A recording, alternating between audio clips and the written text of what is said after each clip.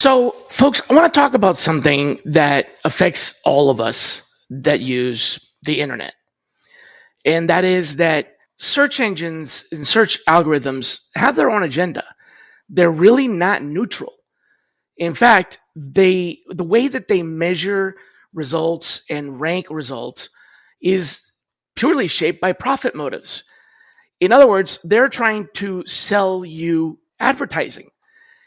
As a matter of fact, you are the product. What they actually are selling is your eyeballs for their advertisers. So, are we really able to trust what search engines say?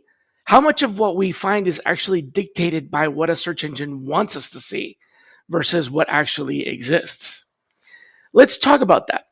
The fact of the matter is that search engines don't really search the entire internet. They only have a small portion of the internet mapped out. And what they're mapping out are the popular pages, the content that people want to find. So it's a lot easier to find content that's newsworthy or popular than it is to find those kind of deep hidden names and sources of talent that we're really looking for. Why? Because Google and Bing need to show you ads. And if what you're searching for isn't really ad worthy, then they're not going to show you as many ads and they don't make as much money. Think about it this way. If it's free, you are the product. And in this case, you definitely are the product because search engines are selling your searches to their advertisers and they're going to give you the content that makes that more profitable. It's not necessarily going to be somebody's resume. It's probably going to be more popular, common content.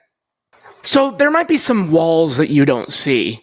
These walls sometimes are intentional and sometimes they're just based on popularity and the bias of a search engine algorithm prioritizing high authority sources or high engagement sources. So what happens is there may even be technical challenges that prevent you from seeing some of that hidden content.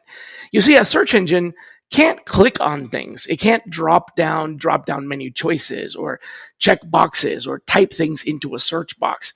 So if the website that you expect to find information on requires you to choose from a menu before showing you the information, that information is just not going to be accessible to the search engine. Likewise, if the content is behind some sort of heat map that you have to click on, like choose your country or click on the screen to choose a particular category, these search engines are not going to go around clicking on things. They can only follow plainly obvious links, hyperlinks in these pages. So those are the technical challenges. But there's also other challenges. Like, for example, some companies simply don't want search engines to actually go through their content.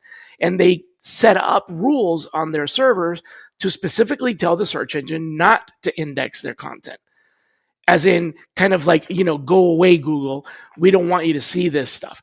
Not because it's secret or because they are trying to hide it, but because they just don't want the search engine hammering their server, looking at their website all the time. And it's really not designed for that kind of consumption. So there's a few reasons why when you go on Google, you don't find all of the content that you're expecting. So what do you think you can do about that? And how do you find the hidden pools that might be buried behind these invisible walls or these technical obstacles? Well, you have a few options. One of them is to make sure that when you're conducting a search, you have enough criteria in your search to where your results are less than 300. It's a little known fact, but Google, for example, won't show you more than 300 results.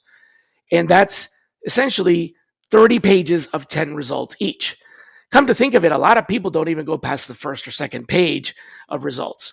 So really, your search needs to come back with very specific results, and anything above 300, you're just never going to get to. So that's one thing you can do. Another thing you can do is to use specific syntax, or what's called field search syntax, to tell the search engine to look in a very specific part of a page, like the address of the page, or the words that are in the name of the title of the page. And then you know that you're drilling down into that content that you want to find, and you're not being led along by what the search engine wants you to see. And another possibility is to simply go outside of the mainstream search engines and use other search engines that do index some of that hidden content. You might not be aware of this, but Google actually will only read the first 250 lines of text on any document. Can you imagine some of those bigger resume books and PDF files that have dozens of pages? Google's not even going to get past the very beginning of that. Bing, Microsoft search engine, in contrast, will read the first 500 lines of text. So that's one of the reasons why people will tell you Bing goes deeper and Google goes wider, just because Google will typically find more pages but read less of them, whereas Bing is kind of the opposite. But every search engine is going to have its preferences. So use more than one search engine and make sure that your queries are precise enough that you're getting exactly what you want and not just being served some popular content.